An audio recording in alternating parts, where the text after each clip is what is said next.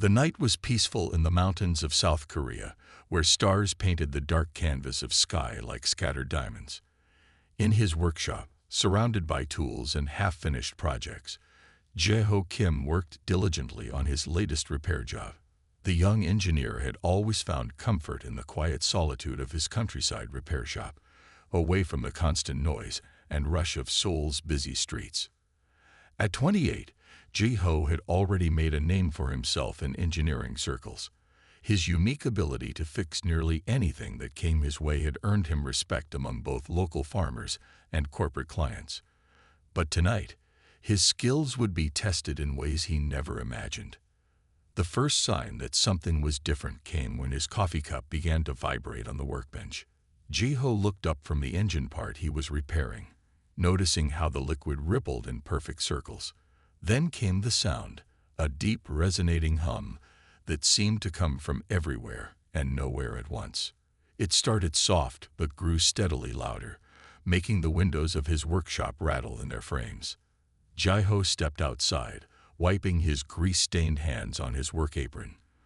The sound was stronger here, seeming to press against his ears like a physical force. His eyes scanned the star-filled sky, searching for its source. That's when he saw it, a sight that would change his life forever. A vessel, unlike anything he had ever seen, cut through the night sky. Its surface gleamed with an otherworldly metal that seemed to shift colors as it moved, like oil on water.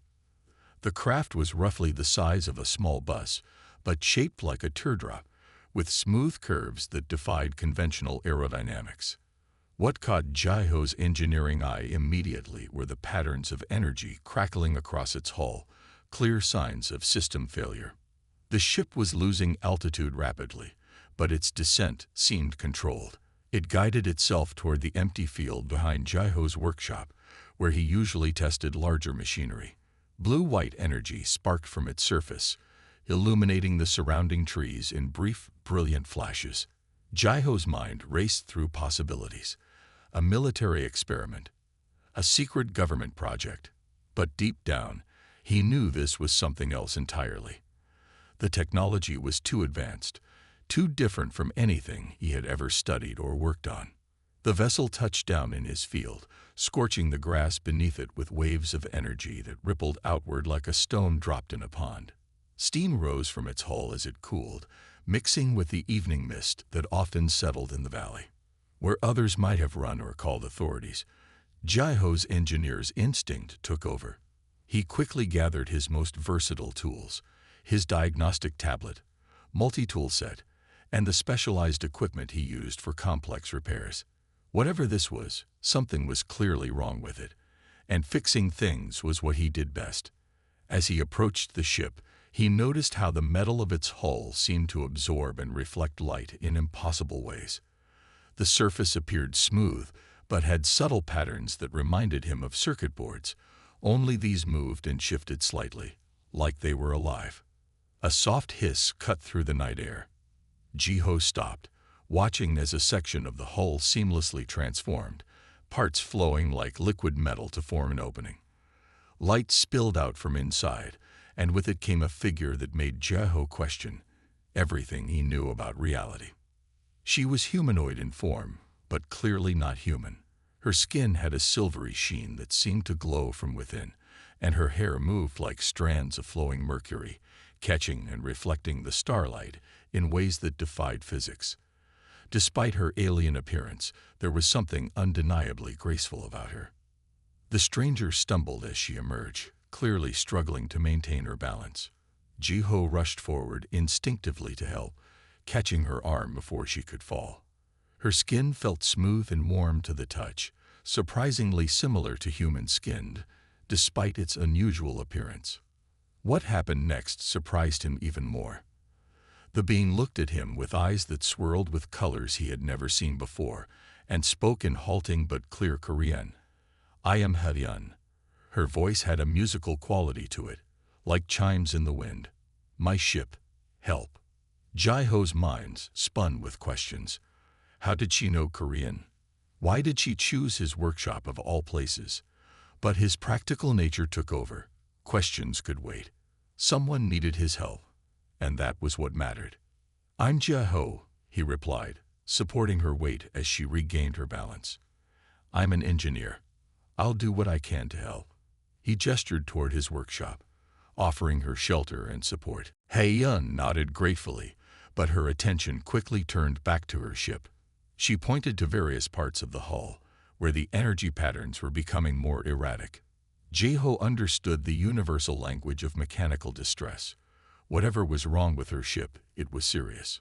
The cool mountain air filled with the scent of ozone and something else, something alien but not unpleasant, like the smell of rain on another world. As they stood there, engineer and visitor, both knowing they faced a challenge unlike any other, the stars continued their eternal dance overhead, witnesses to this extraordinary moment when two worlds first met in a quiet corner of Earth. Jia-ho took a deep breath, tightening his grip on his toolbox. He didn't know what challenges lay ahead, but he knew one thing for certain. This was going to be the most interesting repair job of his life. Inside Jia-ho's workshop, the alien ship's soft humming mixed with the familiar sounds of tools being sorted and equipment being readied.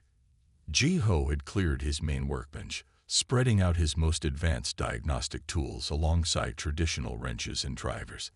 Hei-yun stood nearby, her silvery form casting unusual shadows in the workshop's warm lighting. Their first attempts at communication were awkward but determined.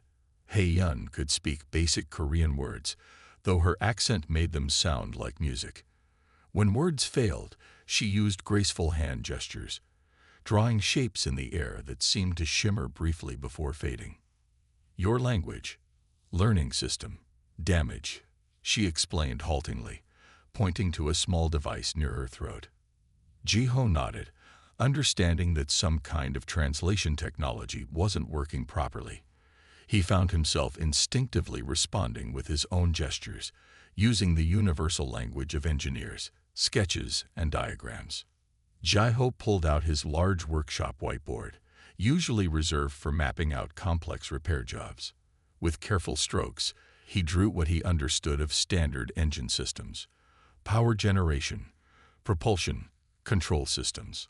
Hei-yun's eyes brightened with recognition, and she stepped forward to take the marker from his hand. Her additions to his diagrams were fascinating. Where he had drawn straight lines, she added curves and spirals that somehow made more sense. When he showed a traditional power flow, she modified it to show energy moving in patterns that reminded him of natural phenomena, like water flowing in a stream or wind moving through trees. As they worked together, Jia-ho began to notice something remarkable.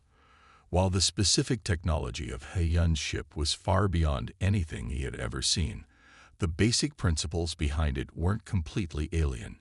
Energy still needed to flow in specific ways. Systems still needed balance and regulation. The laws of physics, it seemed, were truly universal. Hei-yun appeared increasingly impressed with Jia-ho's quick understanding.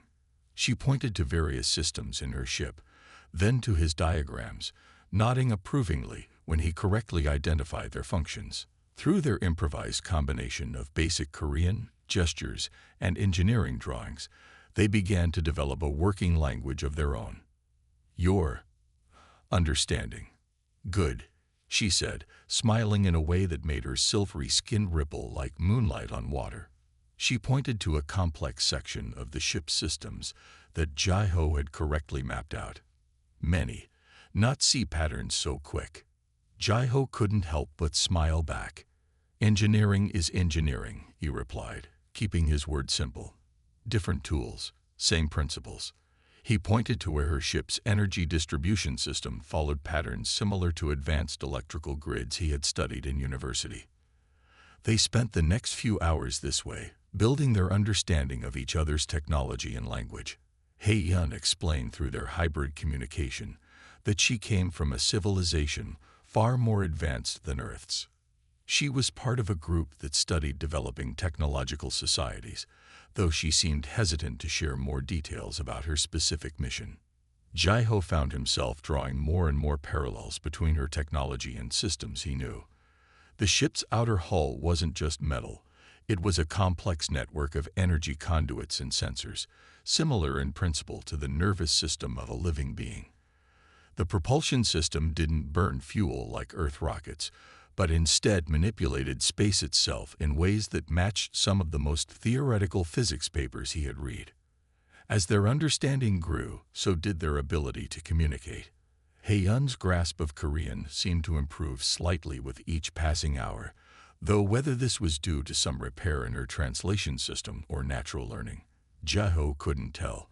They found themselves sharing not just technical knowledge, but also basic information about their worlds. Through careful explanation and many drawings, Hae-yun described her home, a world with twin suns where the technology was so advanced it seemed like magic to Jae-ho.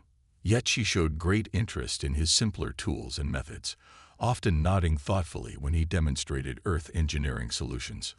Simple, sometimes better, she commented, watching him use basic mechanical principles to test one of her ship's external panels. Your ways, different, but good. The night deepened around them as they worked, but neither seemed to notice the passing time. They were engineers from different worlds, finding common ground in the universal language of technology and problem-solving.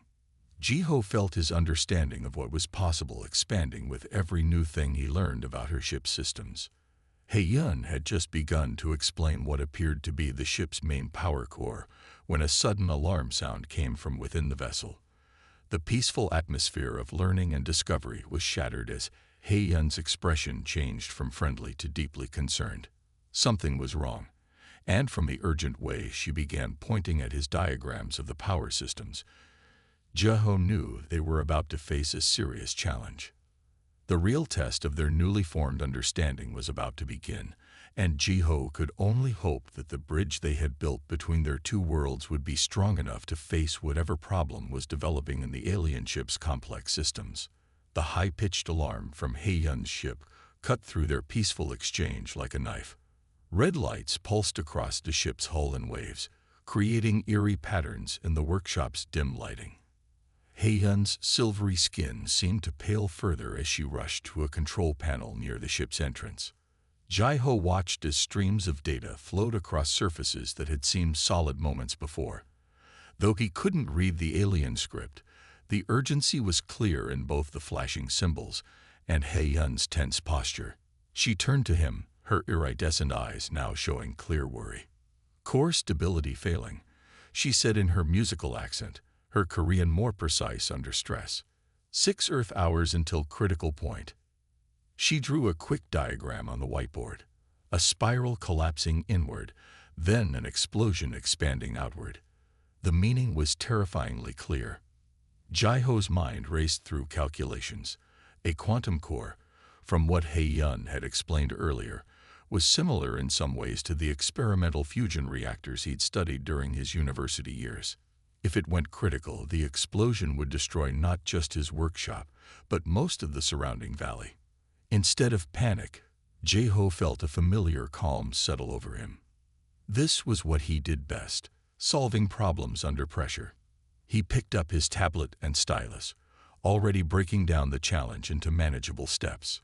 "Show me the core's current status," he said, keeping his voice steady. Hae-yun led him into the ship, past panels of shifting light and humming technology. The core chamber was at the heart of the vessel, behind several layers of what appeared to be energy shielding.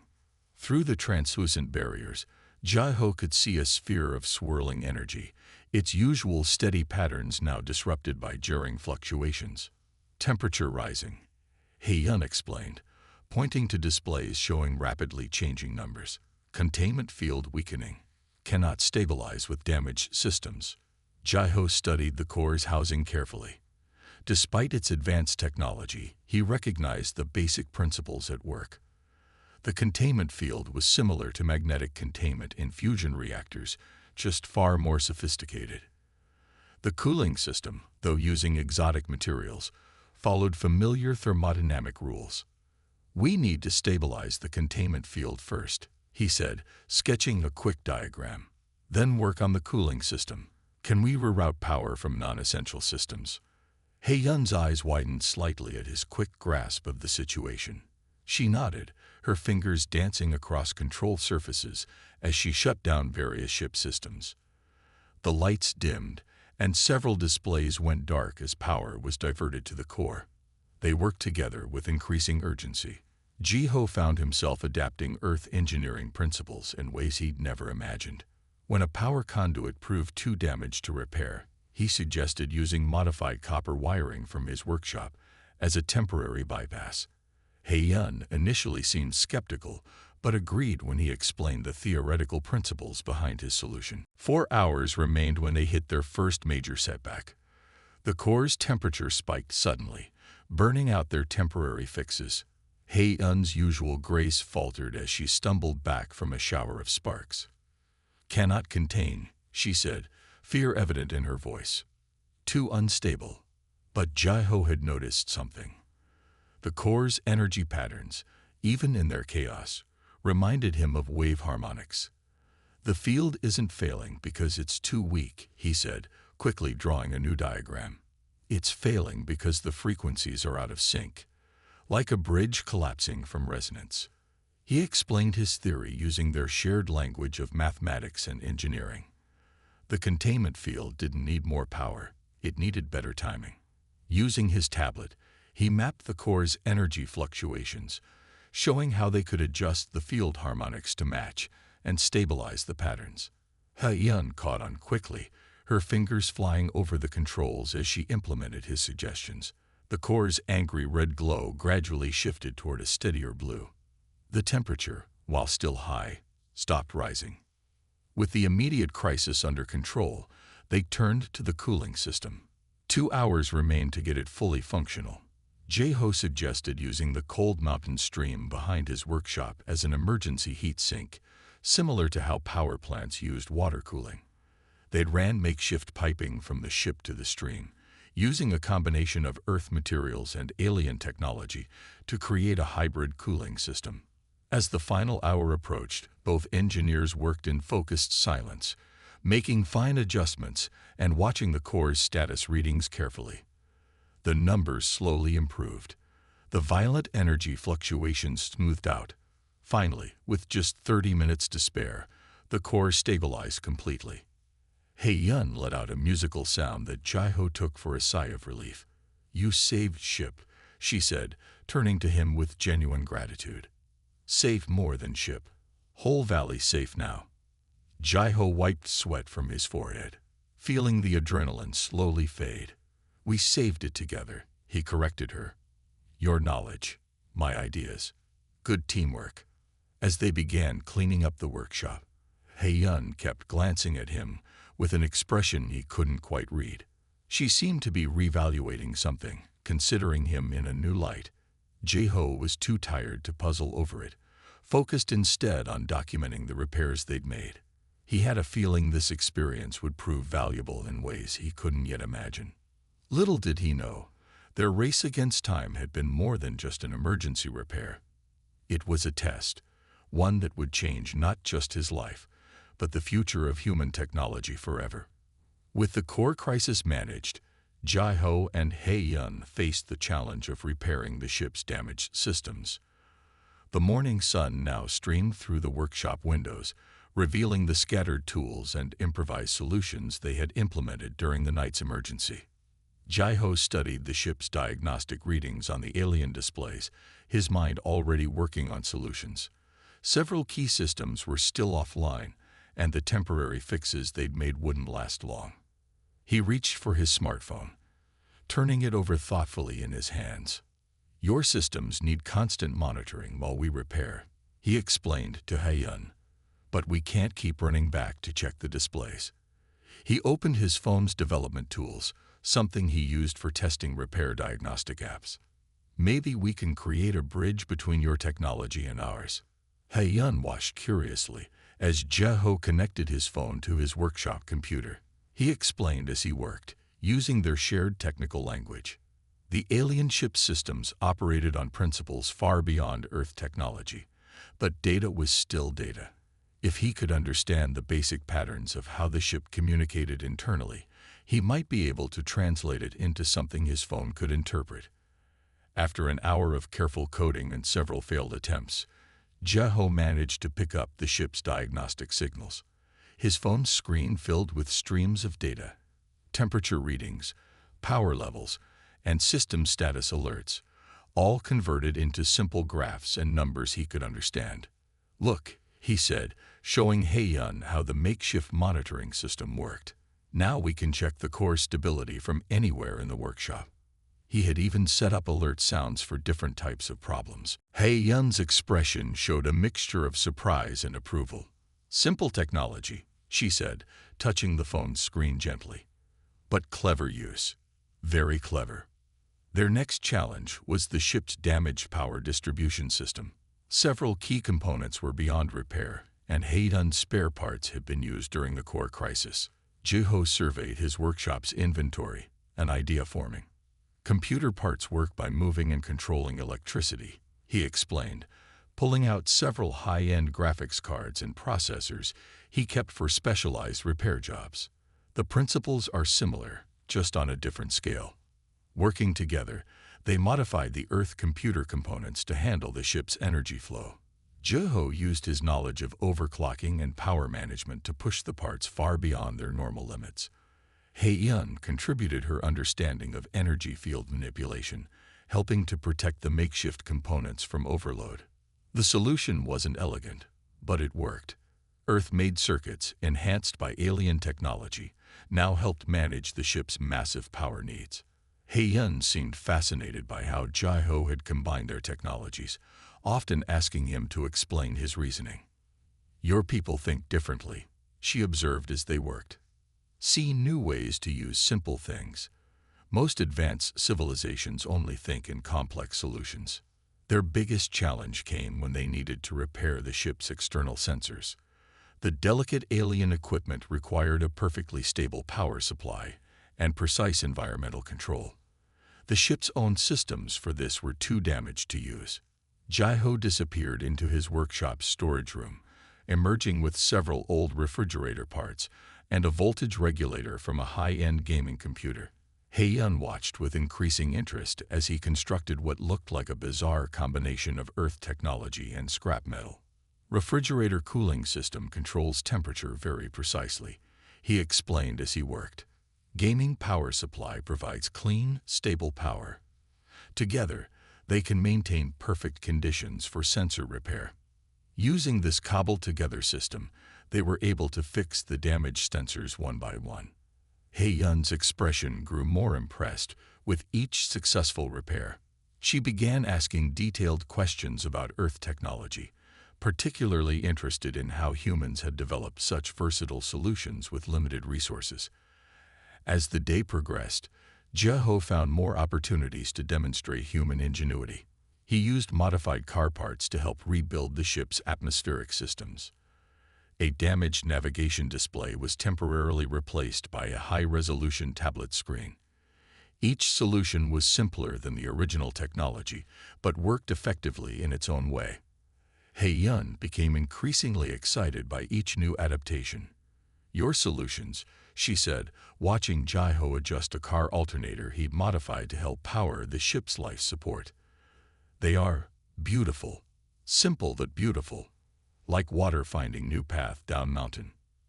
By late afternoon, the ship was largely functional again, though now it contained an unusual mix of advanced alien technology and modified Earth components. Jeho's phone continued to monitor all systems, its screen showing steady, normal readings across all repairs. "It's not perfect," Jeho said, reviewing their work. "The Earth parts won't last as long as your original components, but they'll hold until you can get proper replacements." Hei-yun stood in the center of the workshop, looking at all they had accomplished. Her silvery skin seemed to glow with a new energy. "Not perfect," she agreed, "but perfect not always best. Sometimes simple solution shows new way of thinking, new possibilities." She turned to Jeho, her iridescent eyes showing something that looked like decision.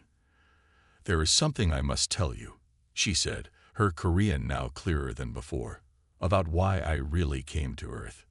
Jeho sensed that his world was about to change even more dramatically than it had the night before. He sat down at his workbench, ready to hear what this remarkable visitor had to share. In the warm afternoon light of the workshop, Hei-yun's silvery form seemed to change, becoming more formal and dignified. Ji-ho noticed the shift in her posture as she prepared to speak. His makeshift monitoring system beeped softly in the background, showing all ship systems functioning normally. "What I tell you now changes everything," Hei-yun began, her Korean now surprisingly clear and precise. "The damaged ship, the failing core, these were not accidents. They were tests." Ji-ho sat quietly at his workbench, tools still scattered around him from their recent repairs. His mind quickly reviewed the events of the past day, seeing them in a new light. "Tests for what?" he asked calmly. "I am not a simple scout," Hei-yun continued. "I hold the position of Chief Engineering Officer of the Galactic Science Council. We oversee technological development and exchange between spacefaring civilizations." She touched one of the modified Earth components they had installed. "We have watched Earth for many years." The revelation didn't shock Ji-ho as much as it might have. After everything he had seen and done in the past day, it made a certain kind of sense. "You wanted to see how we would handle advanced technology," he said, understanding dawning. Hei-yun nodded, a graceful motion that made her iridescent hair shimmer. "Earth has progressed quickly in technological development. Some on the council believe too quickly. They'd worry your species might be dangerous if given access to advanced technology." She walked around the workshop, gesturing to their various repairs. "We needed to understand not just what humans could do with technology, but how they would use it. Would they try to take advantage? Would they handle power responsibly?" Ji-ho thought about the careful way they had approached each problem, focusing on safety and stability rather than just quick fixes. "And my solutions?" he asked. "They showed us something unexpected," Hei-yun replied, genuine warmth in her voice. "Most developing civilizations, when presented with advanced technology, try to copy it exactly. They focus on the complexity, missing simpler and sometimes better solutions." She picked up Ji-ho's phone, still displaying the ship's diagnostic data. This device, using simple Earth technology to monitor complex alien systems, it showed creativity, adaptability, but more importantly, you focused on safety and practical solutions rather than trying to steal or copy our technology. Ji-ho remembered how naturally they had worked together, sharing knowledge and ideas without reservation. "I just wanted to help," he said simply. "The technology was interesting, but fixing the problems was what mattered." "Exactly," Hei-yun said with satisfaction. "Your approach proved that humans can handle advanced technology responsibly. You showed respect for the power you were working with, while still finding innovative ways to use it." She moved to the ship's entrance, touching panels that suddenly revealed hidden displays and systems. "The Council has been divided about Earth's readiness for first contact. Some believe humans are too volatile, too prone to using technology for destruction." The workshop filled with holographic images, scenes from Earth's history, showing both technological achievements and conflicts. But others of us saw potential.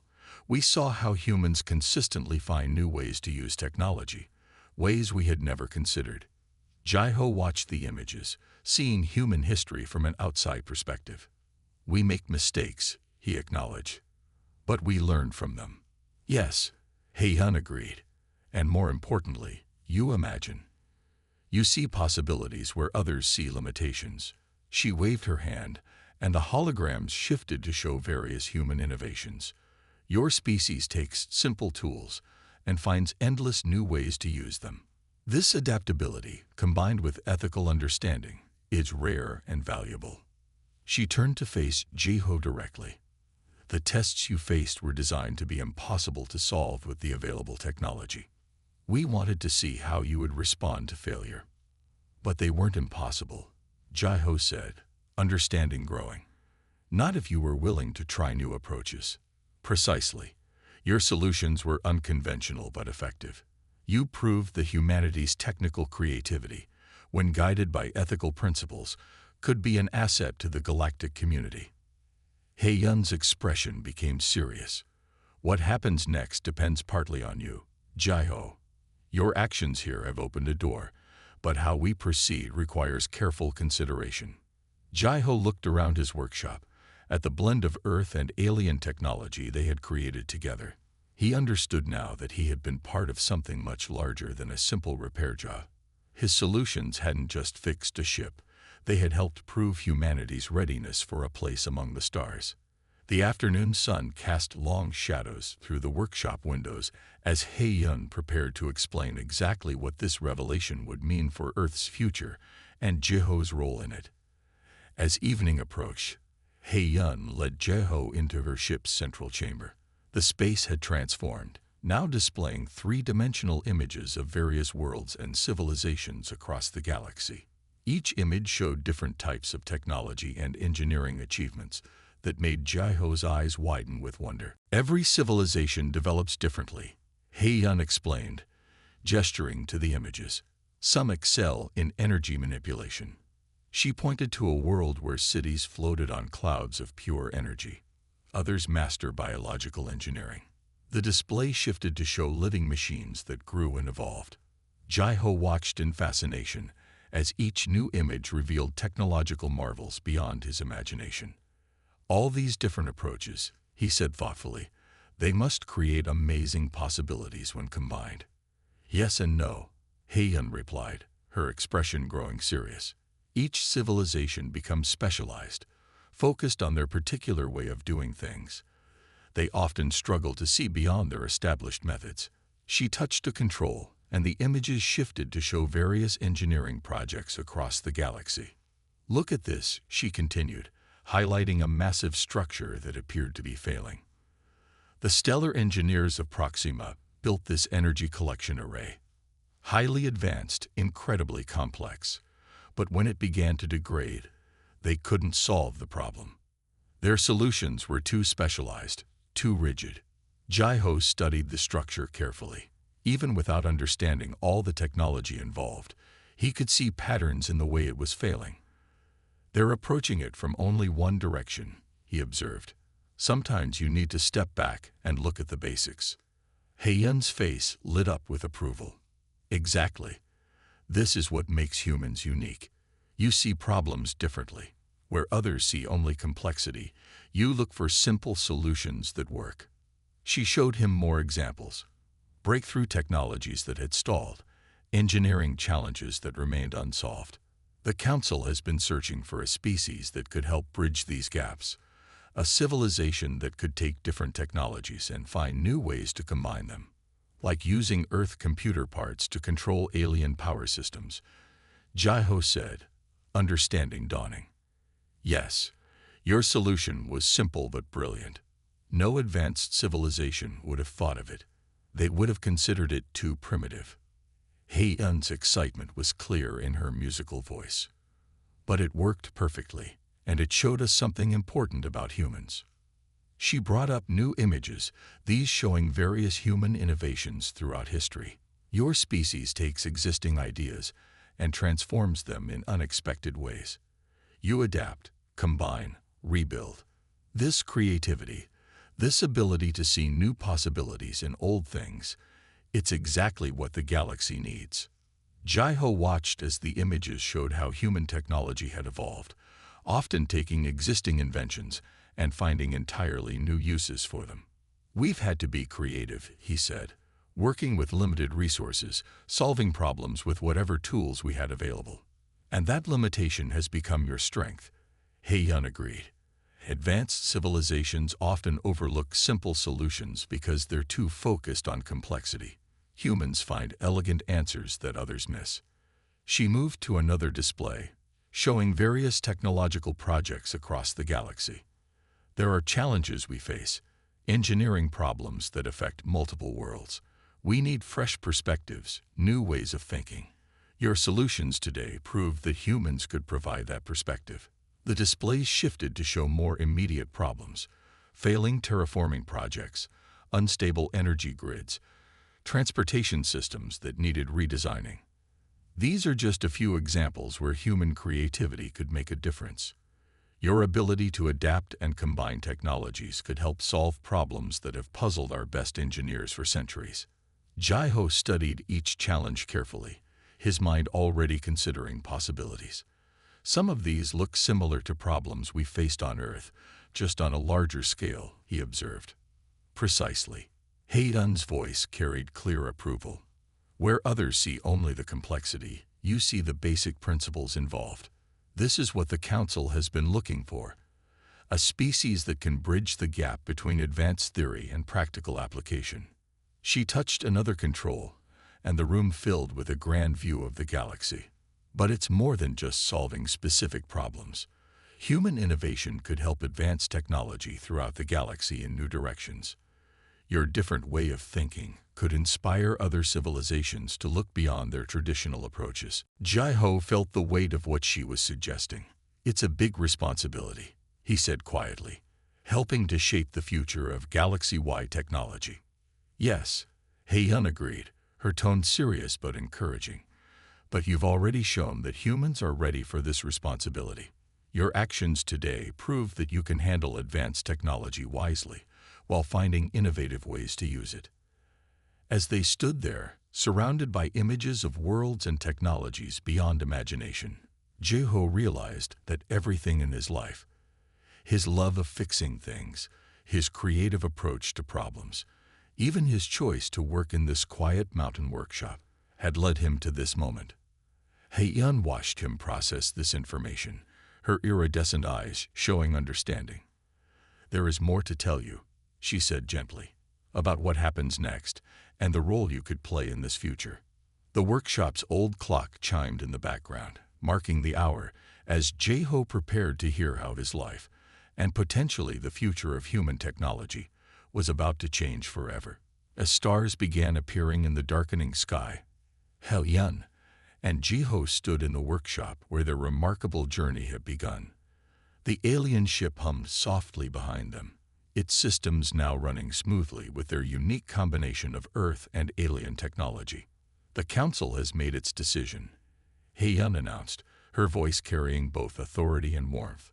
"Based on what we have seen here, Earth will be invited to join the Galactic Science Council." She paused, watching Jai-Ho's reaction. "And you, Jai-Ho Kim, will be humanity's first representative." Jai-Ho took a deep breath, steadying himself against his workbench. Though the possibility had been building throughout their conversations, hearing it stated directly made it feel suddenly real. "Why me?" he asked simply. "Because you embody the best of what humanity can offer," Hae-Yun explained. "You solved complex problems with creativity and wisdom. You showed respect for advanced technology, while finding new ways to use it. Most importantly, you demonstrated that humans can work alongside other civilizations as equals." She walked to a corner of her ship and retrieved a small device, about the size of a coin. It gleamed with the same shifting colors as her skin. "This is a quantum communicator. It will allow you to contact me directly while we prepare for the formal announcement." Jai-Ho accepted the device carefully, feeling its slight warmth against his palm. "What happens next?" he asked, his practical nature already focusing on the steps ahead. "Your workshop will become Earth's first center for galactic technological exchange," Hae-Yun explained, gesturing around the simple building that had witnessed their historic meeting. "We will provide you with equipment and knowledge, but it will remain essentially Earth technology, your space, your way of doing things." She touched a panel on her ship, and holographic plans appeared in the air. They showed his workshop transformed into a modest but advanced facility, maintaining its original character while incorporating alien technology. "We want to preserve what makes human innovation special," she said. "This place will bridge the gap between Earth technology and galactic science." Jai-Ho studied the plans, noting how they respected the workshop's existing layout, while adding new capabilities. "When will the announcement be made?" he asked. "We will begin slowly," Hae-Yun answered. "First, discreet contacts with key scientific institutions. Then, gradual public preparation. The world must be ready before full disclosure. She smiled warmly. But you can start your work immediately. There are already projects waiting for human insight. She handed him a small data crystal. This contains information about some of our most pressing engineering challenges. Study them. Start thinking about solutions. Your unique perspective might see answers that have eluded our best minds for centuries. Jai-Ho held the crystal carefully, aware of the trust and responsibility it represented. I'll need help, he said thoughtfully. Other engineers, scientists, people who can see problems in different ways. Yes, Hei-Hun agreed. You will help us identify others who share your creative approach. Together, you will form Earth's first team of galactic engineering consultants. The workshop lights reflected off her silvery skin as she prepared to leave. Your world is about to change, she said softly. And you, Jai-Ho Kim, will help lead the way. Remember, it was not just your technical skills that brought us to this moment. It was your heart, your wisdom, your desire to help. Jai-Ho nodded, understanding the deeper meaning of her words. We'll do our best to live up to this trust, he promised. Hei-Yun reached out and touched his hand gently. I know you will. This is not the end of our work together, but rather a beginning.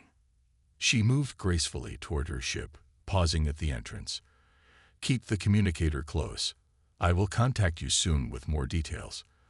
For now, take time to think about everything you've learned. Your journey as humanity's bridge to the stars is just beginning. With a final wave that seemed to shimmer in the evening light, Hei-Yun boarded her ship. Jai-Ho stepped back, watching as the vessel rose silently into the darkening sky. The modified Earth components they had installed together continued to function perfectly, their simple solutions helping to guide the advanced craft home. As the ship disappeared among the stars, Jai-Ho stood quietly in his workshop doorway. The quantum communicator felt warm in his pocket, a tangible reminder that everything was about to change. Yet somehow, looking at his familiar tools and workspace, he felt ready for whatever challenges lay ahead. Above him, the first stars of evening appeared, no longer distant points of light, but beacons of possibility. Somewhere up there, civilizations waited to learn from humanity's unique perspective, just as humanity would learn from them.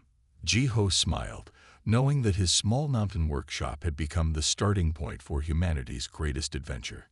He turned back to his workbench, already thinking about the engineering challenges stored in the data crystal. There was work to be done, and humanity's future among the stars was just beginning.